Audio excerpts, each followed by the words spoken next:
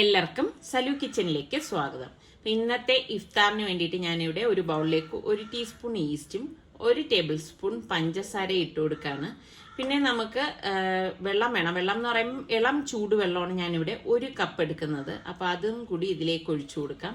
ഇളം ചൂടുവെള്ളം ഒഴിച്ചാൽ മാത്രമേ ഈസ്റ്റ് ആക്റ്റീവ് ആവത്തുള്ളൂ. നല്ല തിളച്ച വെള്ളമാണെങ്കിൽ ഈസ്റ്റ് ആക്റ്റീവ് ആകത്തില്ല. അതുകൊണ്ട് അത് പ്രത്യേകം ശ്രദ്ധിച്ചേക്കണം. എന്നിട്ട് ഇത് അടച്ച് നമുക്കൊരു 10 മിനിറ്റ് മാറ്റി വെക്കണം. 10 മിനിറ്റ് കഴിഞ്ഞ് നമ്മൾ നോക്കുമ്പോഴേക്ക് ഇതാ ഈസ്റ്റൊക്കെ ആക്റ്റീവായിട്ട് ഇത് പൊങ്ങി വന്നിട്ടുണ്ടായിരിക്കും. അപ്പം നല്ലതുപോലെ ഒന്ന് ഇതുപോലെ വിസ്ക് കൊണ്ട് ഇളക്കി കൊടുക്കാം. ഇതിന് ശേഷം ഞാനിവിടെ 1/4 കപ്പ് മെൽറ്റഡ് ബട്ടറാണ് ഇതാ ഒഴിച്ചു കൊടുക്കുന്നത്. ബട്ടറൊക്കെ ഒഴിക്കുമ്പോഴാണ് ഇതിന് നല്ല ടേസ്റ്റ് കിട്ടുന്നത്. അതോടൊപ്പം തന്നെ 1 കപ്പ് പാലും കൂടി ഇതിലേക്ക് ഒഴിച്ചു കൊടുക്കണം. പാല് ചൂട് ഇല്ലാത്ത പാലാണ് ഇട്ടിരിക്കുന്നത്. പിന്നെ പാകത്തിനുള്ള ഉപ്പും 1 ടീസ്പൂൺ മിന്റ് ലീഫും 1 ടീസ്പൂൺ ഒറിഗാനോയും കൂടി ഇട്ട് കൊടുക്കാം. അപ്പൊ ഇതൊക്കെ ഇടുമ്പോഴാണ് നല്ല ഒരു ടേസ്റ്റ്, നമുക്ക് ബേക്കറിയിലൊക്കെ കിട്ടുന്ന ടേസ്റ്റ് കിട്ടുന്നത്. എന്നിട്ട് മിക്സ് ചെയ്ത ശേഷം ഞാനിവിടെ 2.5 കപ്പ് മൈദാമാവാണ് എടുത്തിരിക്കുന്നത്. അപ്പൊ മൈദാമാവ് ഇതുപോലെ ഞാൻ ഫുള്ളായിട്ട് അങ്ങ് ഇട്ട് കൊടുക്കണേ. ഇട്ട ശേഷം ഒന്ന് കുഴച്ചെടുക്കാം. അപ്പൊ നല്ലതുപോലെ ഇതുപോലെ ഒന്ന് കുഴച്ചെടുക്കണം. അപ്പൊ കുഴച്ചെടുക്കുമ്പോൾ വല്ലാതെ ലൂസ് ആണെന്ന് തോന്നിയാൽ നമുക്ക് കുറച്ച് മൈദാമാവും കൂടി ചേർത്ത് കൊടുക്കാം. ഒരുപാട് കട്ടിയാകാതിരിക്കാൻ പ്രത്യേകം ശ്രദ്ധിക്കണം, എങ്കില് ശരിയാകത്തില്ല കേട്ടോ. അത് നല്ലതുപോലെ കുഴച്ചെടുക്കണം. കുഴച്ചെടുക്കുന്നതിലാണ് ഇതിന്റെ ആ ഒരു പരുവം ഇരിക്കുന്നത്. അപ്പൊ ഞാൻ ഇത് കുഴച്ച ശേഷം അടച്ച് മാറ്റി വെക്കാണ്. അപ്പൊ ഇതിന്റെ ഫില്ലിങ്ങിന് വേണ്ടിയിട്ട് ഞാനൊരു പാനിലേക്ക് 2 ടേബിൾ സ്പൂൺ ഓയിൽ ഒഴിച്ചു കൊടുക്കാണ്. ഇതിലേക്ക് ഞാനിവിടെ ഒരു 2 മീഡിയം സൈസിലുള്ള സവാള, വളരെ ചെറുതായിട്ടൊന്നും അല്ല അരിഞ്ഞിരിക്കുന്നത്, ഈ ഒരു സൈസിലാണ് അരിഞ്ഞിരിക്കുന്നത്. അതും കൂടി ഇട്ടിട്ട് ഒന്ന് വഴറ്റി കൊടുക്കാം. ഇതുപോലെ ഒന്ന് വഴറ്റി കൊടുത്ത ശേഷം ഞാനിവിടെ ഒരു 150 ഗ്രാം ബോൺലെസ് ചിക്കനാണ് എടുത്തിരിക്കുന്നത്. ചിക്കനും കൂടി ചേർത്തൊന്ന് ഇളക്കി കൊടുക്കണം. ഇതുപോലെ ഒന്ന് ഇളക്കിയെടുക്കണം. അതിനുശേഷം ഞാൻ ഇതിലേക്ക് 1 ടീസ്പൂണോളം ഇഞ്ചി വെളുത്തുള്ളി പേസ്റ്റും കൂടി ചേർത്തിട്ട് ഒന്ന് ഇളക്കി കൊടുക്കണം. അപ്പൊ ഇളക്കാണ് നമ്മളിത് വേവിച്ചെടുക്കുന്നത്. ഇപ്പൊ ചെറിയ പീസ് ആയതുകൊണ്ട് തന്നെ പെട്ടെന്ന് റെഡി ആയി കിട്ടും. പിന്നെ ഞാനിവിടെ 1 ക്യാരറ്റ്, ക്യാപ്സിക്കം ഗ്രീനും റെഡും എടുത്തിട്ടുണ്ട്. അപ്പൊ അതും ഈ ഒരു സൈസിൽ കട്ട് ചെയ്തെടുത്തതാണ്. ഒരുമിച്ച് തന്നെ നമുക്ക് അത് ഇതിലേക്ക് ഇട്ടിട്ട് ഒന്ന് ഇളക്കി കൊടുക്കാം. ഞാൻ പറഞ്ഞില്ലേ, ചിക്കൻ പെട്ടെന്ന് വെന്ത് കിട്ടും. ചെറിയ പീസാക്കി നമ്മൾ കട്ട് ചെയ്തെടുക്കുമ്പോഴേക്ക് പാകത്തിനുള്ള ഉപ്പും കൂടി ഇട്ട് കൊടുക്കണം. എല്ലാം കൂടി ചേർത്തിട്ട് വേണം നമ്മളിത് ഇളക്കി മിക്സ് ചെയ്ത് എടുക്കാനുള്ളത്. അപ്പൊ ഇനി നമുക്ക് ഇതിലേക്ക് കുറച്ച് പൊടികൾ ചേർത്ത് കൊടുക്കണം. ഞാനിവിടെ 1 ടീസ്പൂണോളം മുളക് പൊടിയും 1 ടീസ്പൂൺ മഞ്ഞൾപ്പൊടിയും 1 ടീസ്പൂൺ ഗരം മസാലപ്പൊടിയും കൂടി ഇട്ട് കൊടുക്കാണ്. എന്നിട്ട് നമുക്ക് ഇതിലേക്ക് മെയിനായിട്ട് വേണ്ടത് മിന്റ് ലീഫ് ഞാനിവിടെ 1 ടീസ്പൂൺ ഇട്ട് കൊടുക്കുന്നുണ്ട്. അതുപോലെ തന്നെ ഒറിഗാനോയും 1 ടീസ്പൂൺ ചേർത്ത് കൊടുക്കാം. എന്നിട്ട് എല്ലാം ചേർത്തിട്ട് നല്ലതുപോലെ ഒന്ന് മിക്സ് ചെയ്ത് കൊടുക്കണം. അപ്പൊ ശരിക്ക് നമുക്ക് ഒരു അറബിക് ടേസ്റ്റ് കിട്ടാൻ വേണ്ടിയിട്ടാണ് നമ്മൾ ഇതൊക്കെ ചേർത്ത് കൊടുക്കുന്നത്. പിന്നെ ഞാനിവിടെ ഷെഷ്വാൻ ചട്നി എടുത്തിട്ടുണ്ട്. അത് ഞാൻ ഇതിലേക്ക് ഒരു 2 ടീസ്പൂണോളം ചേർത്ത് കൊടുക്കുന്നുണ്ട് കേട്ടോ.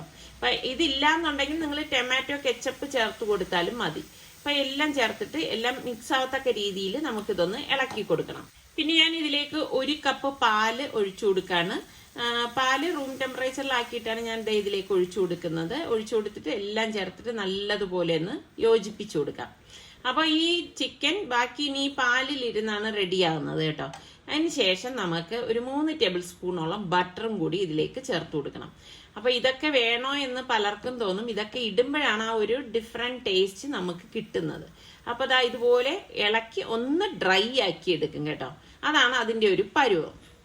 ഈ സമയം നമ്മളുടെ മാവ് പൊന്തി വന്നിട്ടുണ്ട് കണ്ടോ, വല്ലാതെ അങ്ങ് പൊങ്ങി വന്നു. അപ്പൊ ഇതാണ് അതിന്റെ ഒരു പരുവം എന്ന് പറയുന്നത്. അപ്പൊ നമ്മള് പുതിയ ഈസ്റ്റ് തന്നെ എടുക്കാൻ ശ്രദ്ധിക്കണം. പുതിയ ഈസ്റ്റ് ആണെങ്കിൽ മാത്രമേ, ഈസ്റ്റ് ആക്ടിവേറ്റ് ആയാൽ മാത്രമേ നമുക്ക് മാവ് ഇതുപോലെ പൊങ്ങി കിട്ടത്തുള്ളൂ കേട്ടോ.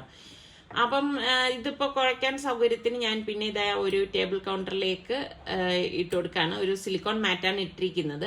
എന്നിട്ട് അതിന് പുറത്ത് വെച്ചിട്ട് നല്ലതുപോലെ ഒന്ന് കുഴച്ചു കൊടുക്കുക. അപ്പൊ എത്രത്തോളം ഞാൻ നേരത്തെ പറഞ്ഞതുപോലെ നല്ലതുപോലെ നമ്മൾ കുഴച്ചെടുക്കുന്നോ അത്രത്തോളം നല്ലതാകും നമ്മളുടെ ഈ ഒരു ബൺ.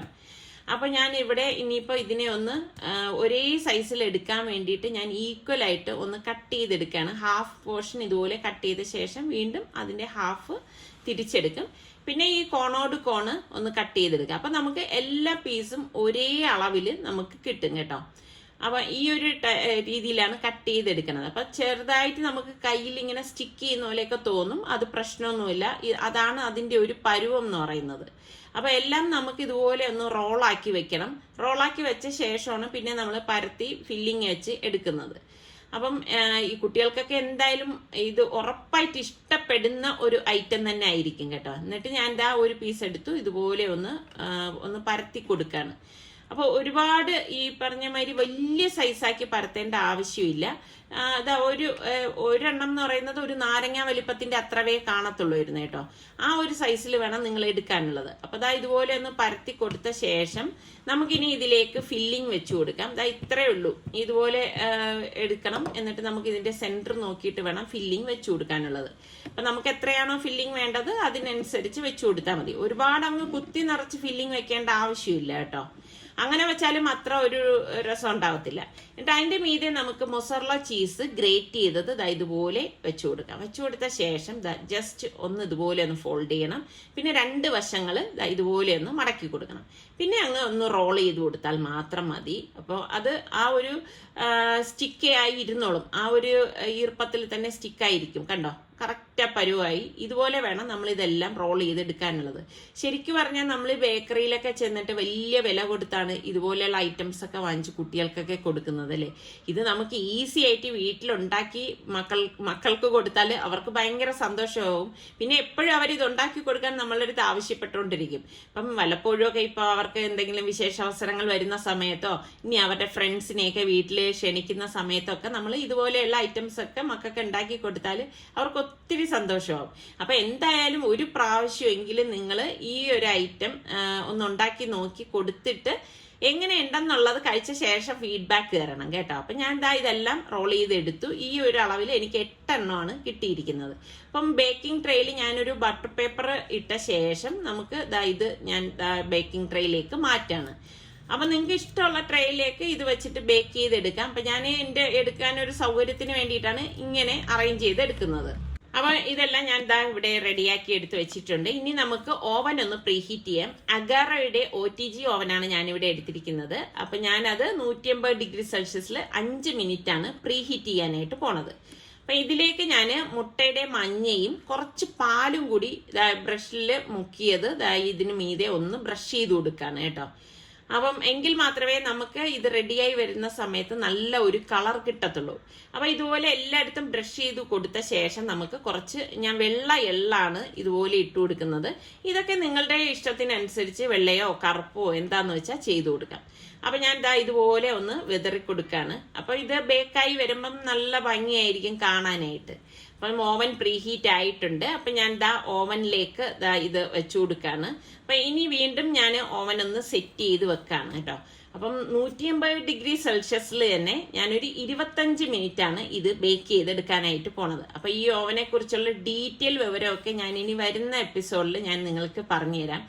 പലരും എൻ്റെ അടുത്ത് ഇതിനെക്കുറിച്ച് ചോദിക്കുന്നുണ്ട്, അതുകൊണ്ടാണ് പറഞ്ഞത്. ഇതിൽ റോട്ടിസരി ചെയ്യാനും പിന്നെ ഇതെടുക്കാനൊക്കെ എളുപ്പത്തിനുള്ള എക്യുപ്മെന്റ്സ് ഒക്കെ ഉണ്ട്. അപ്പൊ ഞാൻ അതൊക്കെ ഡീറ്റെയിൽ ആയിട്ട് വരുന്ന വീഡിയോയിൽ പറയാം കേട്ടോ. അപ്പോൾ ഇതിവിടെ ബേക്കാവുന്ന നേരം കൊണ്ട് നമുക്ക് അടുത്ത റെസിപ്പി തയ്യാറാക്കാം.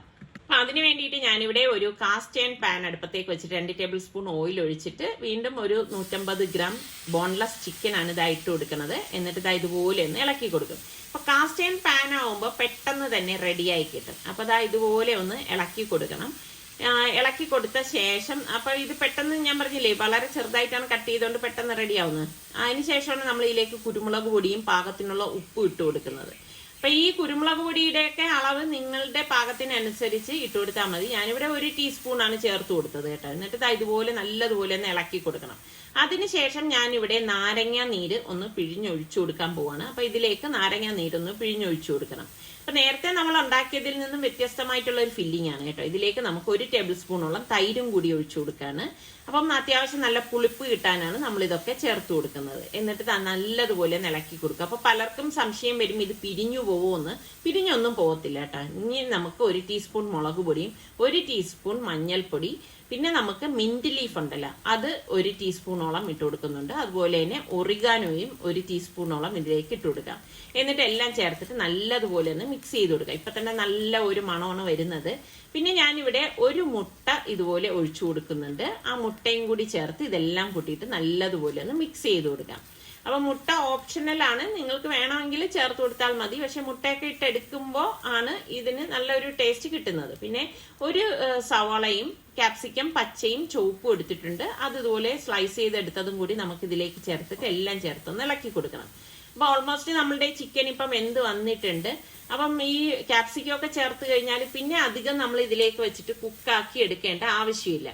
ഇതുപോലെ ഒന്ന് ഇളക്കി യോജിപ്പിച്ചെടുത്താൽ മാത്രം മതി. ഇപ്പൊ നമ്മളുടെ ആ ചിക്കനും മുട്ടയും വെജിറ്റബിൾസും ഒക്കെ ചേർന്നിട്ട് നല്ല ഒരു പരുവായിട്ടുണ്ട്. അപ്പൊ ഗ്യാസ് ഓഫ് ചെയ്ത് ഇത് തണുക്കാനായിട്ട് നമുക്കിനി ഒന്ന് മാറ്റി വെക്കാം. അപ്പൊ നമ്മൾ നേരത്തെ കുഴച്ച് വെച്ചതിൽ ഹാഫ് മാവ് എടുത്തിട്ടാണ് നമ്മൾ ബ്രെഡ് റോൾ ഉണ്ടാക്കിയത്.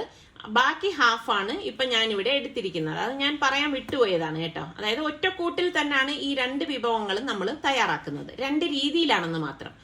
അപ്പൊ ഈ ബാക്കിയിരിക്കുന്ന ആ മാവ് വീണ്ടും ഞാനൊന്ന് കുഴച്ചെടുത്തിട്ട് നമുക്ക് ഇതുപോലെ ഒന്ന് പരത്തി കൊടുക്കാം. അപ്പൊ ഇത് നമുക്ക് പല വെറൈറ്റി ടൈപ്പിൽ നമുക്ക് ഉണ്ടാക്കിയെടുക്കാൻ പറ്റും. അതൊക്കെ നമ്മളുടെ മനോധർമ്മം അനുസരിച്ച്, നമ്മളുടെ ഒരു ഐഡിയ അനുസരിച്ചും ഒക്കെ ഇതിൽ മാറ്റങ്ങൾ വരുത്താവുന്നതാണ് കേട്ടോ. അപ്പൊ ഇതുപോലെ നല്ലതുപോലെ ഫുള്ള് ഇതൊന്ന് പരത്തി കൊടുക്കണം. പരത്തി കൊടുത്ത ശേഷം ഇതുപോലെ ഒരു ഗ്ലാസിന്റെ വാവട്ടം കൊണ്ട് ഞാനിതൊന്ന് കട്ട് ചെയ്തെടുക്കാൻ പോവാണ്. ഇനി നിങ്ങളുടെ കയ്യിൽ കട്ടിംഗ് മോൾഡ് ഉണ്ടെങ്കിൽ അങ്ങനെ എടുത്താലും മതി കേട്ടോ. അപ്പൊ എനിക്ക് ഈ ഒരു അളവിൽ എടുക്കണം എന്നുള്ളതുകൊണ്ട് ഒരു മിനി സൈസാണ് ഞാൻ ഉദ്ദേശിക്കുന്നത്. ഇതുപോലെ കട്ട് ചെയ്ത് എടുക്കുന്നത്. എന്നിട്ട് ബാക്കിയിരിക്കുന്ന മാവ് നമുക്ക് മാറ്റിയിട്ട് വീണ്ടും നമുക്ക് റോൾ ചെയ്ത് ഇതുപോലെ തന്നെ ഷേപ്പ് ചെയ്ത് എടുക്കാവുന്നതാണ്. അപ്പൊ ഇത്രയും മാവ് കിട്ടിയിട്ടുണ്ട്. അപ്പം ഈ ഒരു സൈസിലാണ് നമ്മളിത് പരത്തിയെടുക്കണം. ഒരുപാട് തിന്നാക്കി പരത്തത്തില്ല കേട്ടോ. എന്നിട്ട് ഈ ചൂടായ പാനിലേക്ക് നമ്മൾ ഈ പരത്തി വെച്ചിരിക്കുന്ന ഓരോന്നും ഇതുപോലെ വെച്ചിട്ട് വേണം റെഡിയാക്കി എടുക്കാൻ. പെട്ടെന്ന് ഇത് വെന്ത് കിട്ടും കേട്ടോ.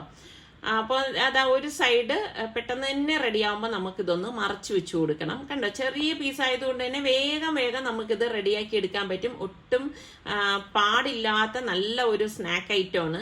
അപ്പം കുട്ടികൾക്ക് വരെ ഇത് പരീക്ഷിക്കാവുന്നതാണ്. അപ്പൊ 2 സൈഡും റെഡി ആയിട്ടുണ്ട്. ഇതുപോലെ ഒരു ഗോൾഡൻ കളർ ആവുമ്പോഴേക്ക് നമുക്കിത് മാറ്റാം.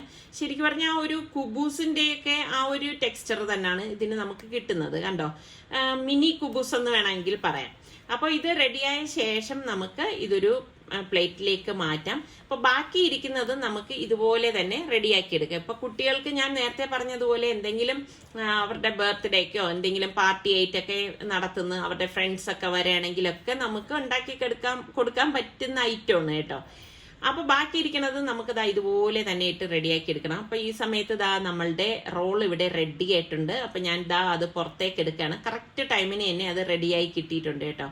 അപ്പൊ അടിപൊളി മണം വരുവാണ്. വീട് ഫുള്ള് സത്യം പറഞ്ഞാൽ ഈ ഒരു റോളിന്റെ മണമാണ് കേട്ടോ, ബേക്ക് ചെയ്തതിന്റെ മണം. അപ്പൊ ഈ റോള് ഞാൻ പുറത്തേക്ക് എടുത്തു. ഇനി ഒന്ന് തണുത്ത ശേഷം നമുക്കത് എടുക്കാം കേട്ടോ.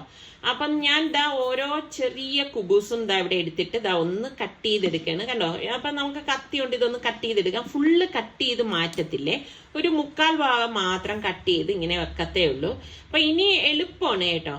ഇനി നമുക്ക് കുറച്ച് മയണൈസ് ഇതിനുള്ളിലേക്ക് വെച്ചു കൊടുക്കാം. അതുപോലെ തന്നെ നമുക്ക് കുറച്ച് കെച്ചപ്പും കൂടി വെച്ചിട്ട് നമുക്ക് ഇതൊന്ന് മിക്സ് ചെയ്ത് കൊടുക്കാം. എളുപ്പത്തിന് വേണ്ടിയിട്ട് ഒരു ബൗളിലേക്ക് നമുക്ക് മയണൈസും കെച്ചപ്പും മിക്സ് ചെയ്തിട്ട് വെച്ചു കൊടുത്താലും മതി. എന്നിട്ട് നമുക്ക് ഇതുപോലെ ഫില്ലിംഗ് ഇതിനുള്ളിലേക്ക് വെച്ചു കൊടുക്കാം. അപ്പം ഈ ഒരു രീതിയിലാണ് നമ്മളിത് റെഡിയാക്കി എടുക്കുന്നത്. അപ്പൊ വെജിറ്റേറിയൻകാരാണെങ്കിലും വിഷമിക്കൊന്നും വേണ്ട. ചിക്കന് പകരം നിങ്ങൾക്ക് പനീറോ സോയാ ചങ്ക്സോ വെച്ചിട്ട് നമുക്കിത് റെഡിയാക്കി എടുക്കാവുന്നതാണ് കേട്ടോ. അപ്പൊ നമ്മൾ ഈ മുട്ടയൊക്കെ ഒന്ന് അവോയ്ഡ് ചെയ്തെടുത്താൽ മതി. അപ്പൊ വെജിറ്റേറിയൻകാർക്കും ഉണ്ടാക്കിയെടുക്കാൻ പറ്റുന്ന ഒരു ഐറ്റം തന്നെയാണ്.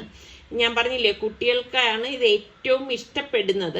എന്തായാലും നിങ്ങൾ എല്ലാവരും ഒന്ന് ട്രൈ ചെയ്ത് നോക്കണം ഈ രീതിയിൽ. എന്നിട്ട് ഫീഡ്ബാക്ക് തന്നാൽ മതി കേട്ടോ, കഴിച്ചു നോക്കിയിട്ട് എങ്ങനെ ഉണ്ടെന്നുള്ളത്. എന്തായാലും നിങ്ങൾ എല്ലാവരും ഇതെല്ലാം ട്രൈ ചെയ്ത് നോക്കിയ ശേഷം എനിക്ക് കമന്റ്സ് കൂടി തരണം. കമന്റ്സ് കൂടി തരുമ്പോഴാണല്ലോ നമുക്കൊരു ഇൻസ്പിറേഷനൊക്കെ ഉണ്ടാവുന്നത്. അപ്പൊ ഞാൻ ഇതെല്ലാം ഇതുപോലെ ഒന്ന് ഫില്ല് ചെയ്ത് വെക്കാണ്. നല്ലതുപോലെ ഫില്ലിങ് ഇതിനുള്ളിലേക്ക് കടക്കും കേട്ടോ. നമ്മൾ കാണുന്നത് പോലെ അല്ല. ചെറിയ കുബൂസ് ആണെങ്കിലും ഫില്ലിങ് നല്ലതുപോലെ ഉള്ളിലേക്ക് കിടക്കുന്നത് നിങ്ങൾക്ക് കാണുമ്പോൾ തന്നെ മനസ്സിലാവും. അപ്പൊ നമുക്കൊരു പാർട്ടിയൊക്കെ നടത്തുന്ന സമയത്ത് ഇതൊക്കെ നല്ല രസമായിരിക്കും കേട്ടോ. ഉണ്ടാക്കി കൊടുത്തു കഴിഞ്ഞാൽ അവർക്ക് എന്തായാലും ഇഷ്ടപ്പെടും. അപ്പൊ നിങ്ങൾ കമന്റ് ചെയ്യുമ്പോഴേക്ക് ഒന്നുമില്ലെങ്കിൽ ഒരു ഹാർട്ടെങ്കിലും തന്നേക്കണേ. അപ്പൊ നമ്മളുടെ 2 സ്നാക്സും ഇവിടെ റെഡി ആയിട്ടുണ്ട്. ഇന്ന് പ്രത്യേകിച്ച് ഞാൻ വേറൊന്നും ഉണ്ടാക്കിയിട്ടില്ല. ഈ ഫ്രൂട്ട്സും ഈ ഒരു സ്നാക്സും പിന്നെ ടാങ്കാണ് ഇന്ന് കലക്കിയത് കേട്ടോ. അത് മാത്രമേ ഉള്ളൂ. അപ്പൊ ഇതാണ് നമ്മളുടെ ഇന്നത്തെ നോമ്പുതുറ വിഭവം എന്ന് പറയുന്നത്. അപ്പൊ ഇത്രയും നമ്മൾ കഴിക്കത്തില്ല. ഇനിയിപ്പം കുറച്ച് ഇടത്താഴത്തിന് വേണ്ടിയിട്ട് മാറ്റി വെക്കും. ഞാൻ ഇന്നിപ്പം വേറെ മറ്റു പലഹാരങ്ങളൊന്നും ഉണ്ടാക്കാനായിട്ട് നിൽക്കുന്നില്ല കേട്ടോ. അപ്പോൾ ഇതൊക്കെ തന്നെയാണ് നമ്മളുടെ ഇന്നത്തെ നോമ്പുതുറ വിശേഷങ്ങൾ എന്ന് പറയുന്നത്. അപ്പോൾ നമ്മളുടെ ചാനൽ കണ്ടുകൊണ്ടിരിക്കുന്നവരിൽ സബ്സ്ക്രൈബ് ചെയ്യാതെ കാണുന്ന ആരെങ്കിലും ഒക്കെ ഉണ്ടെങ്കിൽ നിങ്ങൾക്ക് നമ്മുടെ ചാനലൊക്കെ കണ്ടു നോക്കി ഇഷ്ടപ്പെടുകയാണെങ്കിൽ ഒന്ന് സബ്സ്ക്രൈബ് ചെയ്യാനും ആ ബെല്ലൈക്കൺ കൂടി ഒന്ന് പ്രസ് ചെയ്യണേ. കാരണം പലരും പറയുന്നുണ്ട് നോട്ടിഫിക്കേഷൻ ഒന്നും കിട്ടുന്നില്ല എന്ന്. അപ്പം നിങ്ങൾ ആ ബെല്ലൈക്കൺ കൂടി പ്രസ് ചെയ്യുമ്പോൾ അതിൽ ഓൾ എന്നൊരു ഓപ്ഷൻ വരും. അതും കൂടി ക്ലിക്ക് ചെയ്യുമ്പോഴേ നിങ്ങൾക്ക് നോട്ടിഫിക്കേഷനൊക്കെ കിട്ടത്തുള്ളൂ കേട്ടോ. അപ്പോൾ അടുത്ത് നമുക്ക് നല്ല സിമ്പിളായിട്ടുള്ള റെസിപ്പിയോ വ്ളോഗോ ആയിട്ടൊക്കെ കാണാം. അതുപോലെ തന്നെ നിങ്ങൾക്ക് ഇഷ്ടപ്പെട്ടാൽ നിങ്ങൾ തീർച്ചയായിട്ടും കമൻറ്റ് ചെയ്യാൻ മറന്നു പോരുതേ. അപ്പോൾ ഇതൊക്കെ തന്നെയുള്ള വിശേഷം. അടുത്ത റെസിപ്പിയുമായി നമുക്ക് കാണുന്നത് വരെ എല്ലാവർക്കും ബൈ.